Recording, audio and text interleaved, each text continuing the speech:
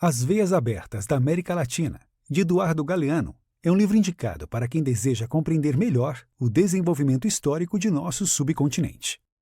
Galeano foi um jornalista uruguaio. Escreveu mais de 40 obras abrangendo temas como história, sociologia, jornalismo e ficção, e assim consolidou-se como um dos principais nomes da luta anticapitalista no século XX.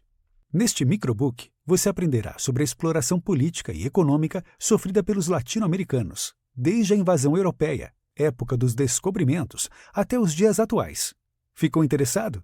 Então ouça em 12 minutos como as vidas dos povos indígenas e, posteriormente, dos descendentes de europeus e africanos foram afetadas pelos diversos tipos de colonização. As consequências do descobrimento. Segundo a historiografia, considerada oficial, o continente americano teria sido descoberto no ano de 1492.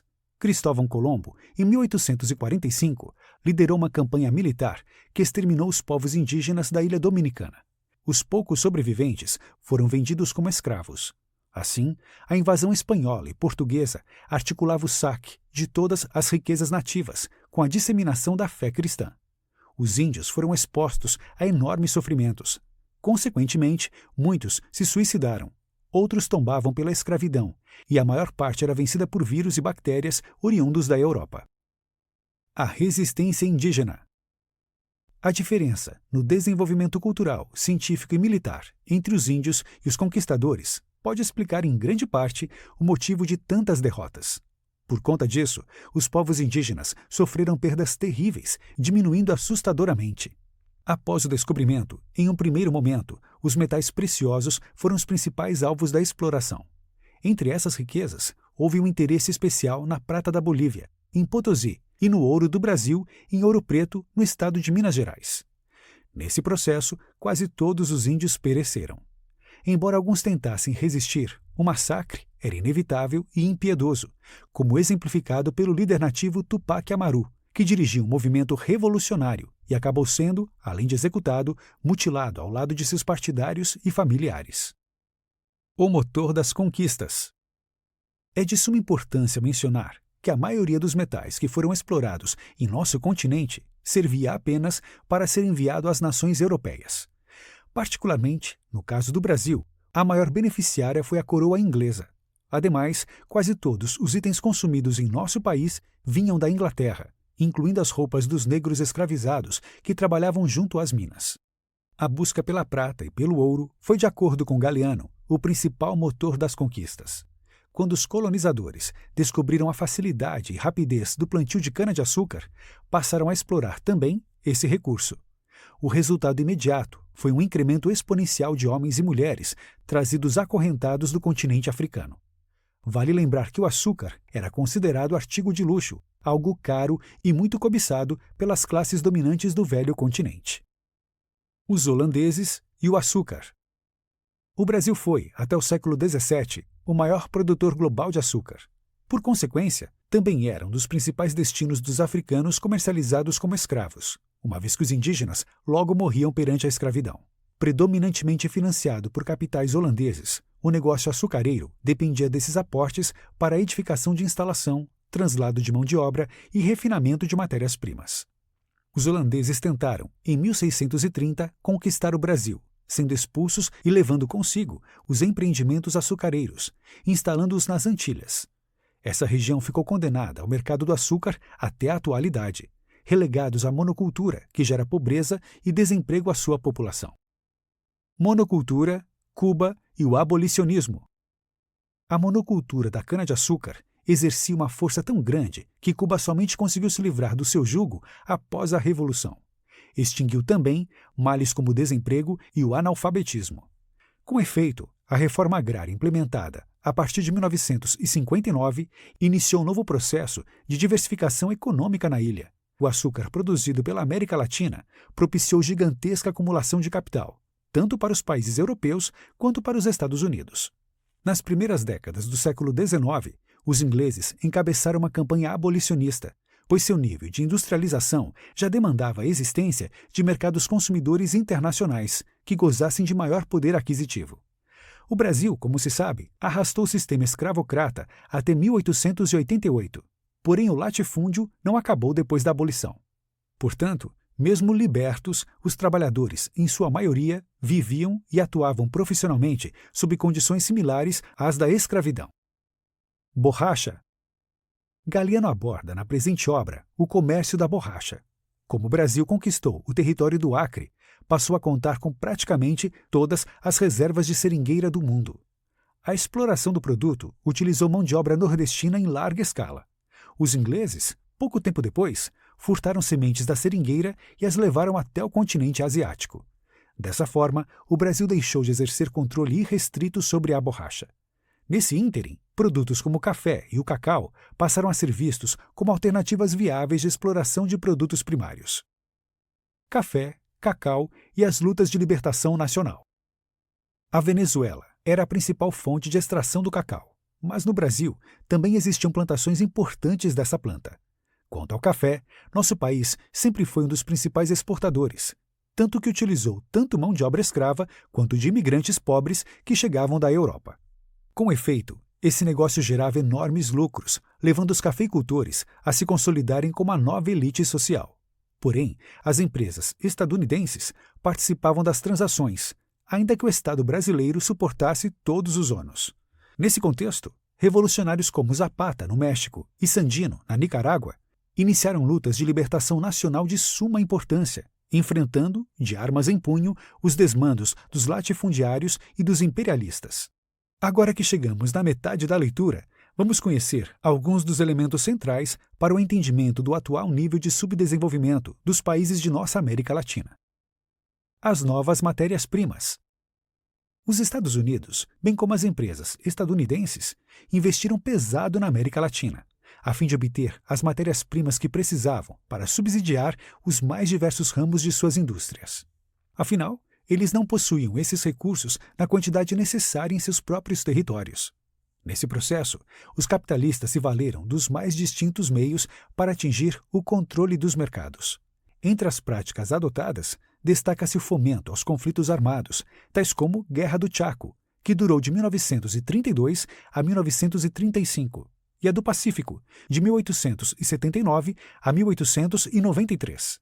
A partir do desenvolvimento tecnológico da indústria bélica, produtos primários como gás natural, ferro, estanho e, sobretudo, o petróleo, passaram a atrair o interesse das grandes potências.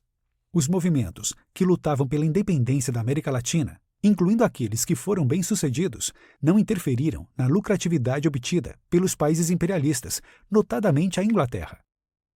Livre comércio para quem? As metrópoles enviavam os produtos manufaturados, atingindo quantias enormes de rentabilidade com os novos mercados. A abundância de produtos britânicos nos territórios latino-americanos justificava-se pelo fato de que as colônias não criavam barreiras alfandegárias. Desse modo, as mercadorias estrangeiras não pagavam nenhum imposto.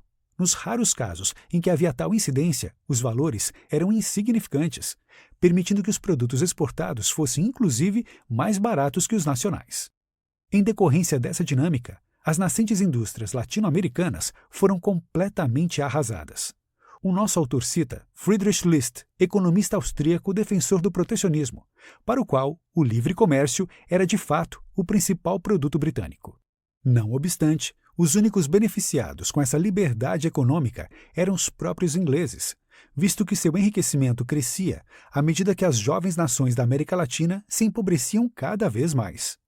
Obviamente, existiram algumas tentativas esparsas para proteger os mercados internos. Um bom exemplo disso pode ser encontrado na legislação alfandegária argentina de 1835, que, infelizmente, provocou ataques militares de ingleses e franceses. Um mau exemplo. Na América Latina, todavia, o Paraguai era o único país no qual as oligarquias e o capital inglês não mandavam. Nessa nação, inexistiam grandes latifúndios particulares. Isto é, as terras eram, na maioria, propriedade do Estado. Além disso, os índices de analfabetismo eram os menores do subcontinente e, de maneira geral, a população gozava de uma boa qualidade de vida, sem passar por necessidades. Esse estado de coisas preocupou a Inglaterra. Afinal, ela não podia penetrar nesse mercado. As oligarquias vizinhas consideravam que o Paraguai servia de má influência. Nesse contexto, Formou-se, em 1865, a chamada Tríplice Aliança entre Uruguai, Brasil e Argentina. O intuito era utilizar o apoio financeiro e moral dos ingleses para destruir a única nação livre do comando imperialista. Da Europa aos Estados Unidos. A resistência paraguaia foi heróica. Sem embargo, o país acabou sucumbindo e a sua população havia sido aniquilada. Enfim, a Tríplice Aliança sofreu uma bancarrota financeira, elevando sua dependência da Inglaterra. O Paraguai, por sua vez, passou a ser fortemente explorado e nunca mais se recuperou. O autor enfatiza que os Estados Unidos não enviaram nada à Inglaterra.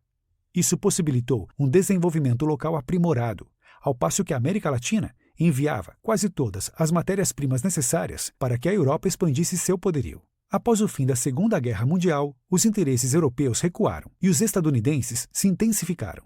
Logo, houve uma redução nos gastos com mineração e serviços públicos e um aumento nas atividades relacionadas à indústria manufatureira e ao petróleo. A preponderância do capitalismo estadunidense. Os capitais estadunidenses tomaram setores estratégicos das indústrias locais. Dessa posição, comandaram toda a economia e obtiveram as condições ideais para ditar as regras aos países, agora chamados de periféricos. Os capitalistas da América do Norte desvincularam-se paulatinamente de quaisquer sentimentos ou ideais nacionalistas. O elemento prejudicial desse cenário encontrava-se no fato de que o crescimento industrial latino-americano passou a ser estimulado de fora. Fundo Monetário Internacional. Em termos práticos, havia poucas empresas não vinculadas, de um modo ou de outro, aos capitalistas dos Estados Unidos. Ainda assim, muitos negócios que não tinham ligação direta com ele acabaram sendo absorvidos por organizações estrangeiras. Estas usufruíam de maiores benefícios em função do tratamento recebido pelo Estado, que fundamentava a concessão de facilidades em um pretenso potencial desenvolvimentista, algo que ficava cada vez mais claro no Brasil. Galiano observa que a consolidação do FMI, Fundo Monetário Internacional, incrementou o controle capitalista de toda a América Latina. Essa instituição era controlada pelos Estados Unidos, prometendo milagres que nunca se cumpriram. Seu objetivo era a institucionalização do controle financeiro e econômico de todo o mundo. Os países latino-americanos, por exemplo, passaram a ter suas políticas públicas inteiramente regidas pelo fundo. O predomínio dos bancos. A fundação de bancos estadunidenses tem se mostrado outra forma bastante eficiente de subtrair dinheiro dos países latino-americanos. Como não podia deixar de ser, essas instituições bancárias influenciam decisivamente os mercados internos. A detenção de recursos financeiros certamente é o método mais eficiente de dominação, sendo usado para elevar determinados grupos políticos ao poder e derrubar outros. A ditadura militar, tão corriqueira na América Latina, é o método perfeito para desmantelar indústrias nacionais e reafirmar os monopólios estrangeiros. Notas finais. Cumpre ressaltar, por fim, que o fator determinante para a permanência dessa exploração pode ser encontrado na falta de unidade entre os povos latino-americanos.